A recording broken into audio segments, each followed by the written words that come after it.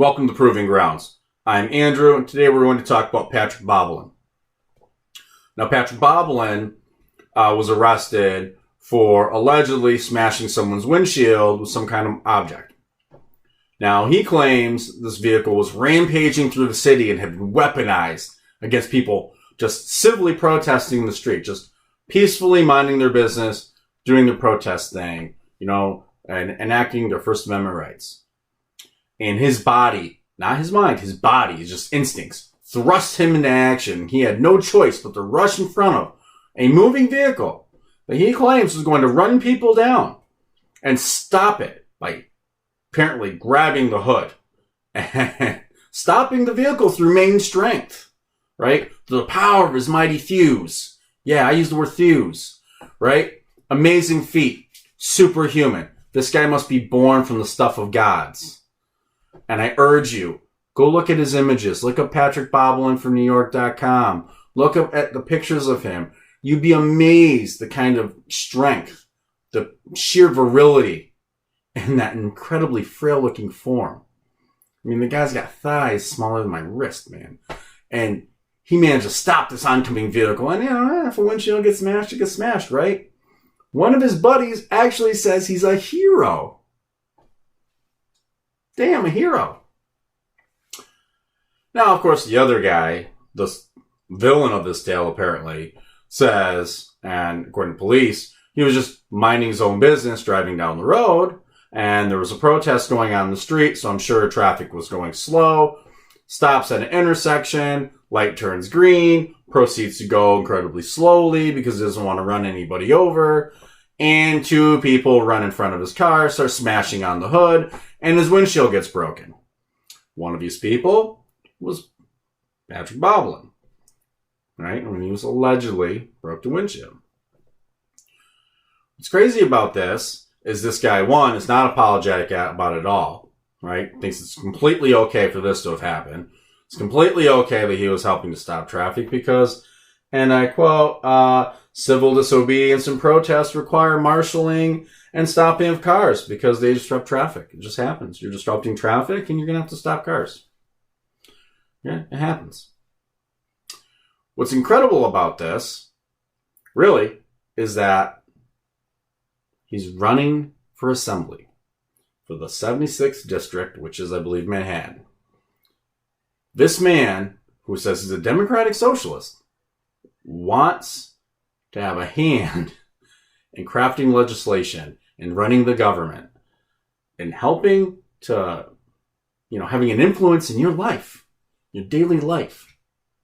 And he believes it's okay to violate the rights of others to promote his ideology, to promote his brand of politics. Think about that. Someone who thinks it's okay to violate your rights wants to be a politician, at least from your district, and have a direct hand in the day-to-day operations of the government.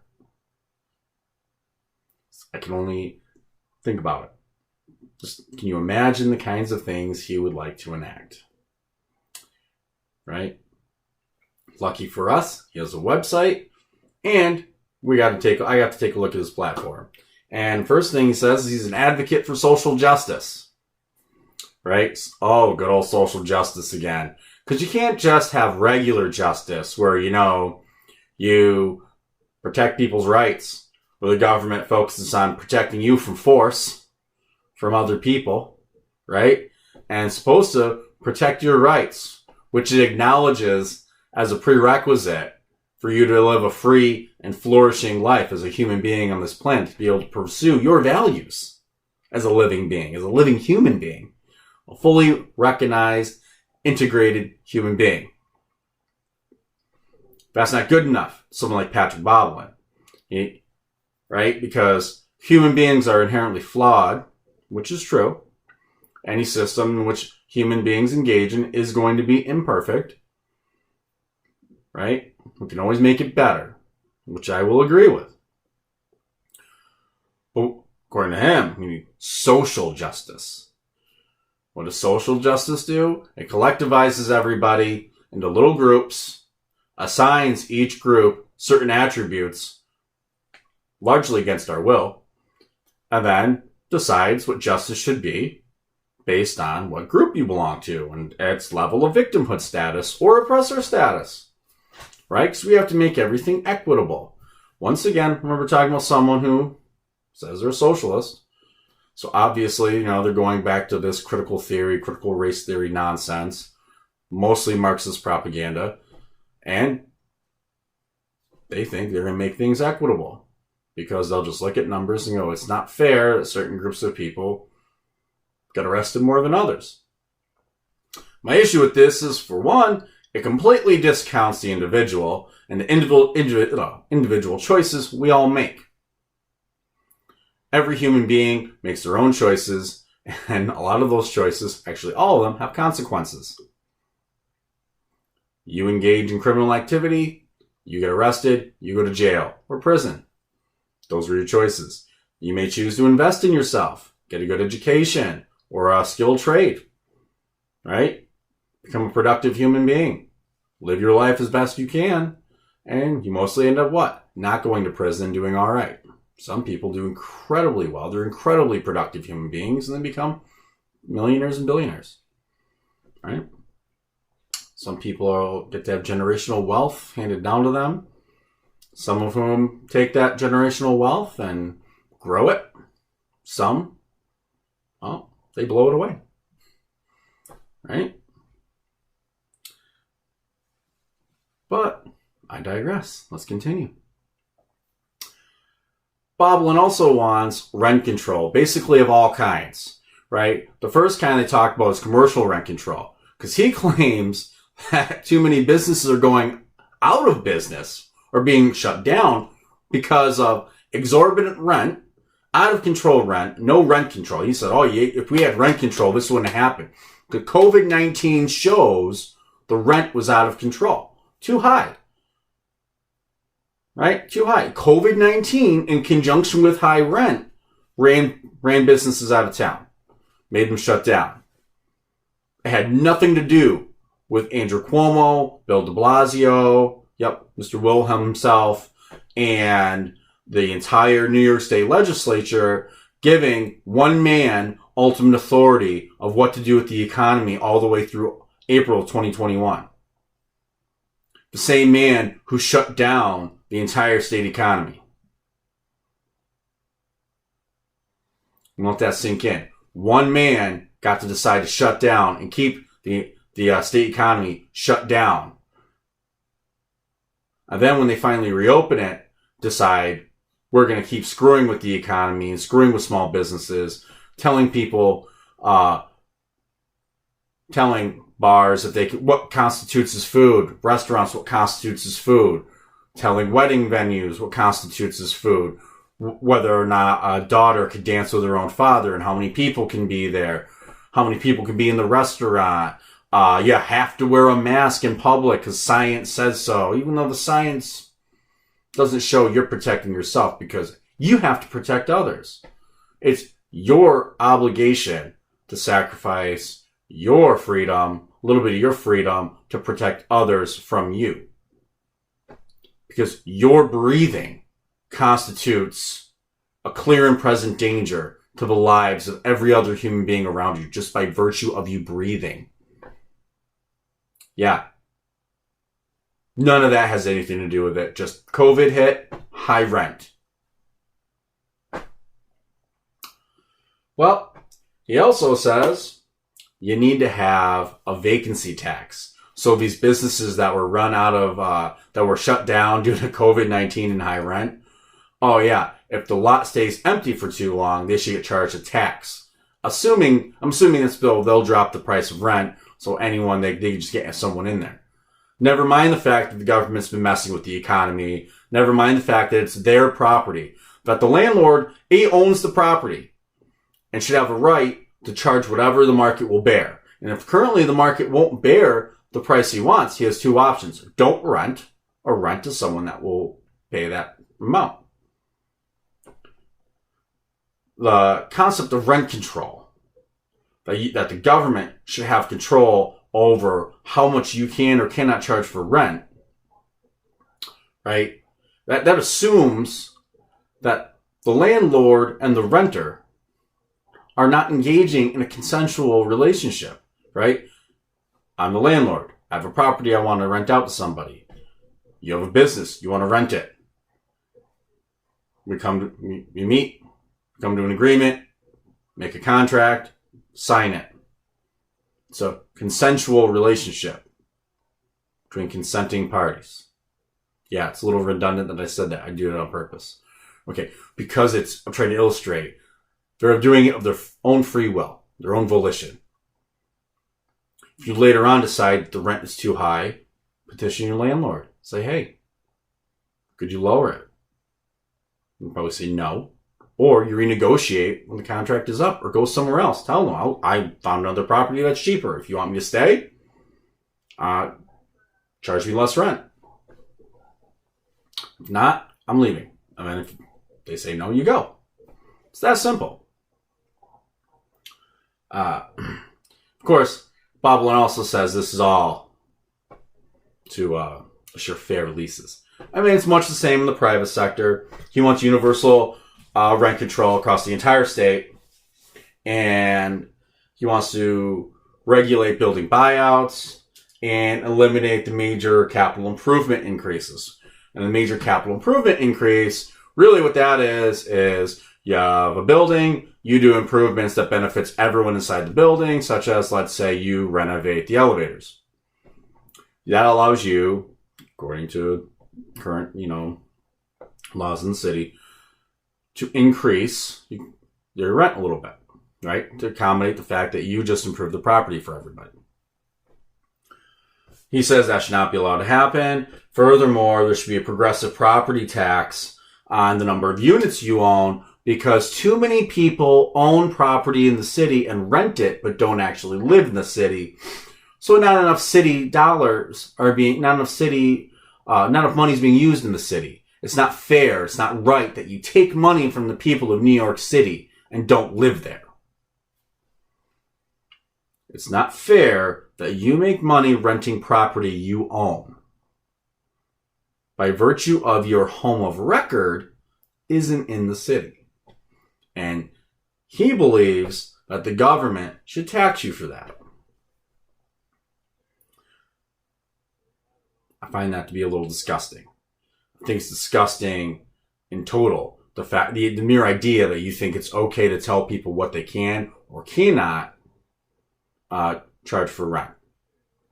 What's next? You're going to tell them who they may and may not even rent to? No, you can't tell someone. What's next? Just because someone can't afford to pay what you want to charge, you can't tell them no, right? That sounds silly, but that'll be the next step. You wait. Let's move on. Oh yeah. What else does he say? He wants to have more funding for schools and higher wages for teachers.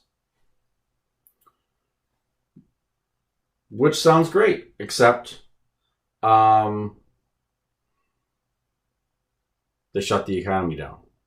So you're going to give teachers a raise when there's no tax revenue.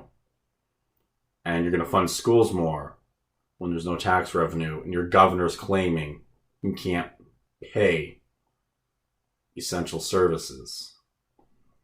Right? I understand that. He gave himself a raise. The entire legislature got a raise. But they they suspended or deferred the raises for all state employees.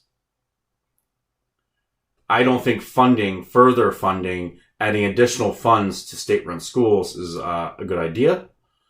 Personally, I think the privatization of schools should be promoted.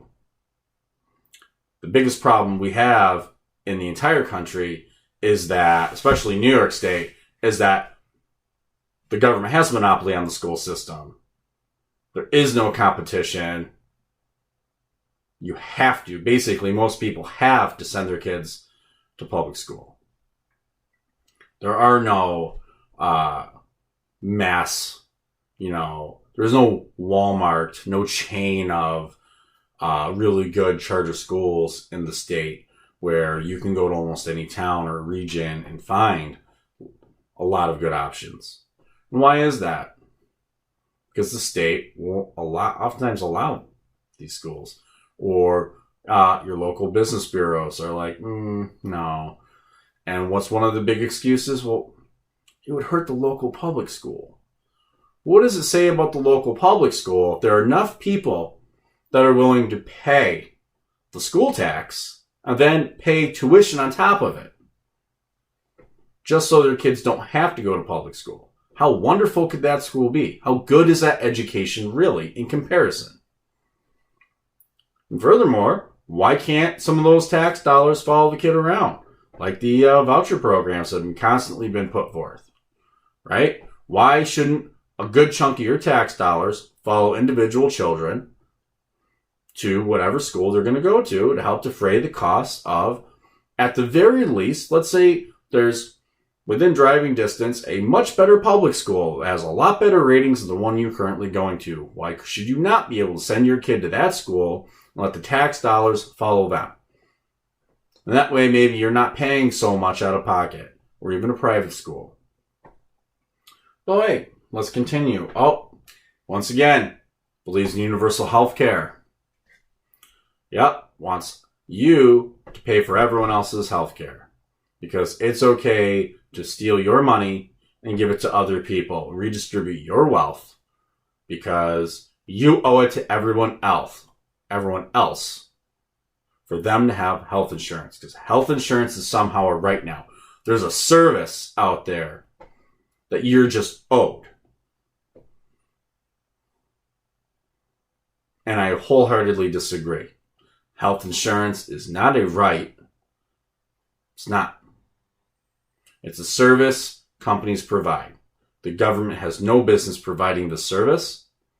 They certainly have no right, no place to take your money and put it into this government-run service without your consent.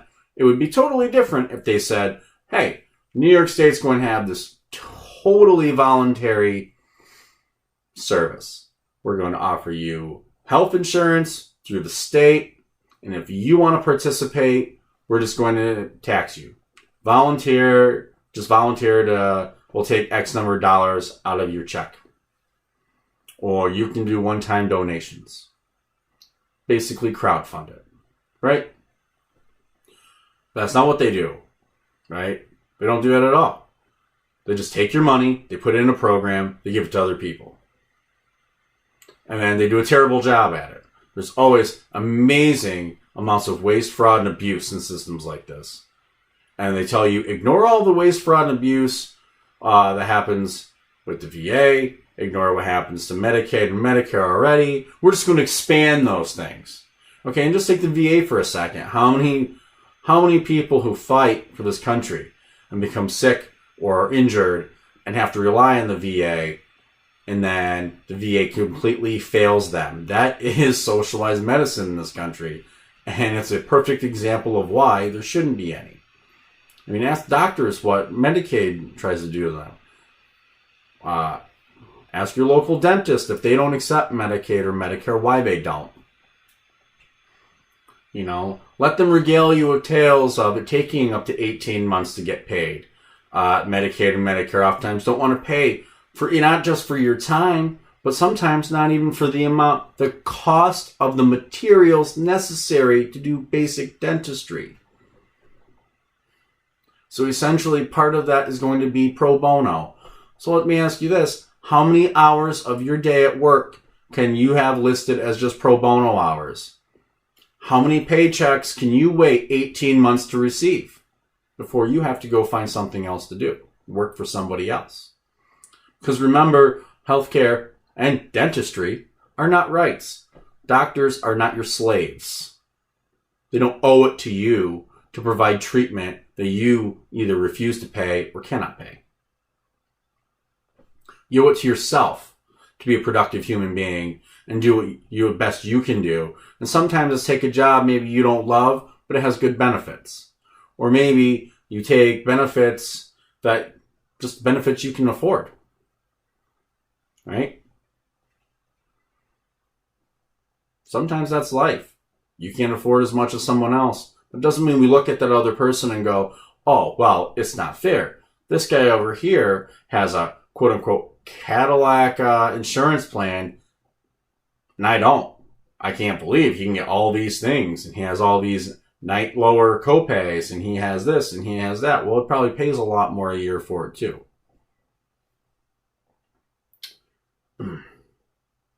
And one of the things that this Patrick Bobilin likes to keep bringing into this is, well, his mother. His mother had hardships when it came to healthcare, and we'll bring that into housing and childcare for SUNY students, because his mother struggled with childcare and housing when she was going to school to better herself. That, obviously that shows there's a problem with society, and all of society should pitch in and pay for someone like her to have free or cheap housing and childcare. And to that I say no. Crowdfunding. Set up a GoFundMe, because not everyone in society owes it to you or your mother or whoever who makes certain life choices and ends up being a single mom. Maybe something happens that is no fault of your own, but life happens. Ask family for help. You don't have family, hire a babysitter. You can't afford it, figure it out. That's life. No one owes it to you to do it for you. The government is not here to hold your hand through every little thing in life. It's there to protect you from force and fraud. Okay? Fraud's basically just an indirect form of force. You are not owed basically anything else. The government's not supposed to be redistributing other people's money. And, well, for starters, he also wants to let everyone vote. If you live in the state, legally or illegally, you should get to vote. Apparently, he probably wants everyone to just get mailed a ballot, maybe 3 ballots, right? And everyone just votes. Heaven forbid you be a legal resident of New York State. Okay, this isn't some xenophobic outcry on my part. You need to be legal citizen of New York State. That shouldn't even be a controversial statement to make. If you're not a citizen of New York State, or a recognized citizen of New York State, or even a legal citizen of this country, you should not be voting in state elections. Point blank. That should not even be a controversial thing to say.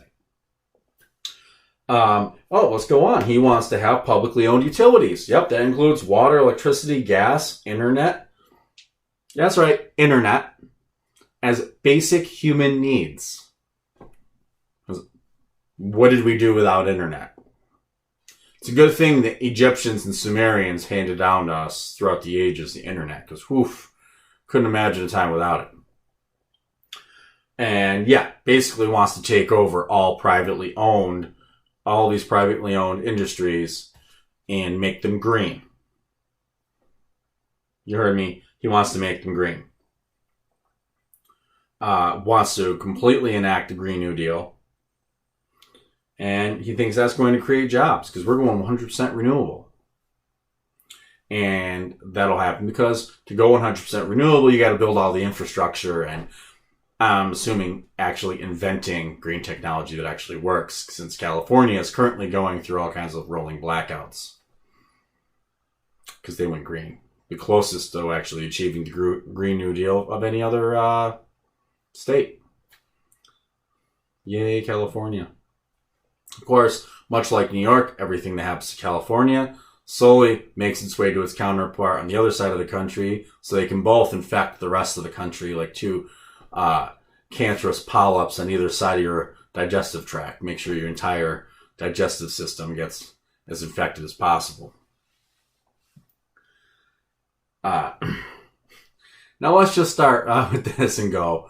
Obviously, I'm going to disagree that any private industry with any private industry being taken over by the government, period. It's insane to me that this guy would even say that the government should take over a private industry or to regulate it so much that it has no meaningful choices to make regarding its own operation. the government does not have a right to control what you do with your own company, or what a board of directors does with the company. And it just says, no, that's not true. Because I've decided these things are utilities and basic human needs, so we're just going to take it over because the government's going to run it way better. Especially water, like what happened in Flint, Michigan. Electricity, like they do in California. Right? Let's take another example, the healthcare industry, probably the single most regulated aspect of the economy. And look what happened. Right? Due to federal, state, and local regulations, hospitals were simply incapable of handling this pandemic, they were saying, right? Well, yeah, they don't have enough personal protective equipment. They don't have enough extra staff. They don't have enough extra maintenance. They don't have enough extra personal protective equipment or ventilators. Well, who told the man to get rid of all this? Well, the government.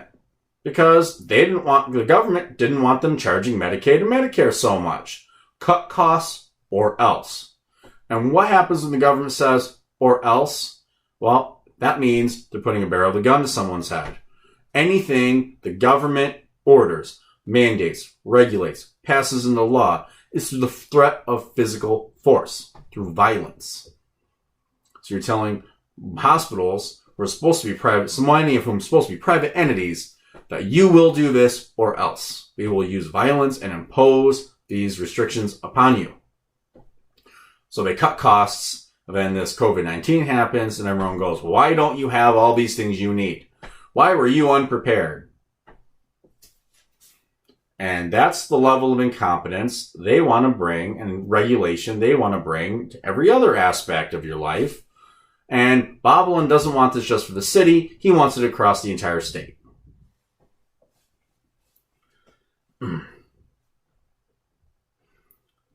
Oh yeah, and he also wants free MTA. Because heaven forbid you should have to pay for your own transit.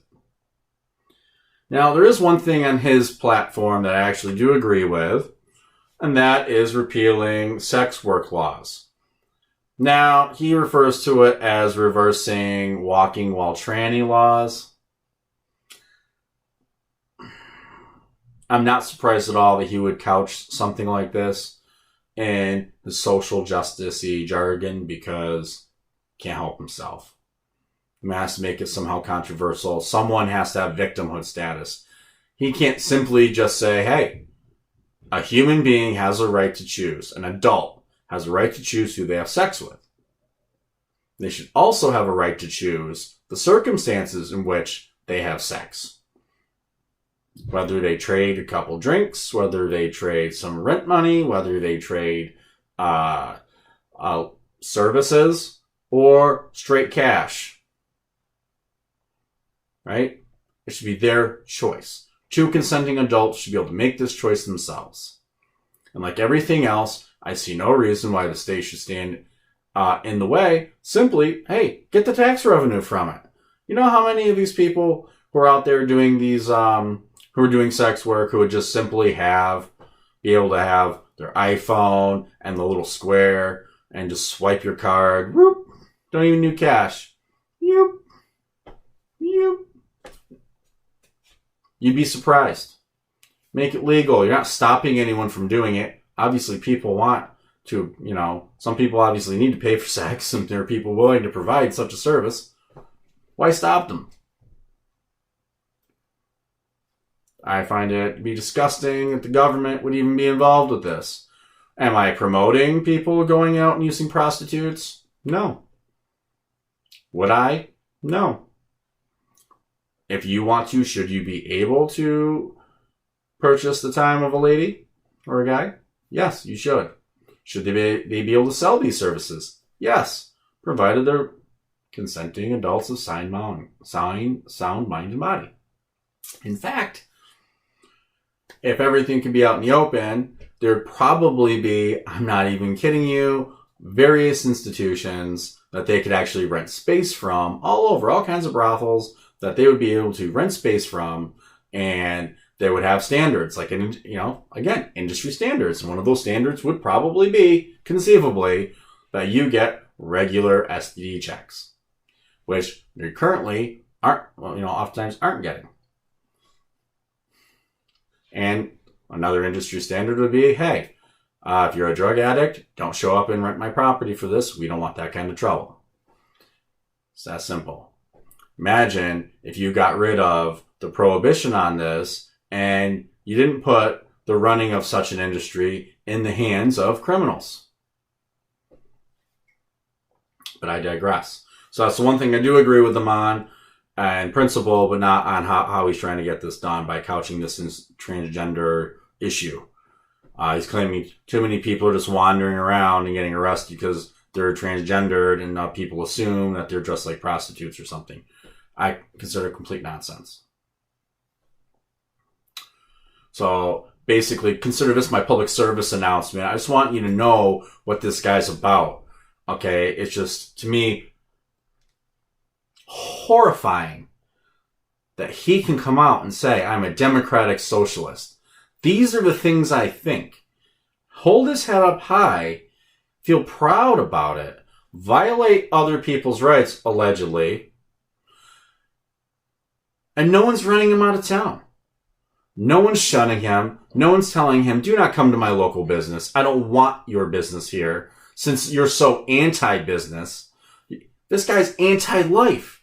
He doesn't want you to be able to live as a human being and chase your own dreams, enjoy your own values, do what you want with your own property. You know, this guy claims too many people own too much property in New York City. It's not right. We should do something about that. It's insanity to tell you what you can and cannot do with your own property, even just to try to rent it. Heaven forbid you get as much as you can for the space you own. And then, not even that, just to blame the state of what's going on, just a terrible state that New York City is in, not let alone the entire state, and blaming on COVID-19, not on the people running the state, who refuse to just open up the economy and allow people to live and work as they see fit.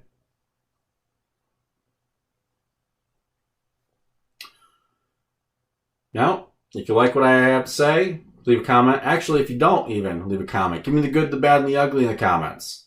Don't forget to like, share, and subscribe. It really helps. And have a good night.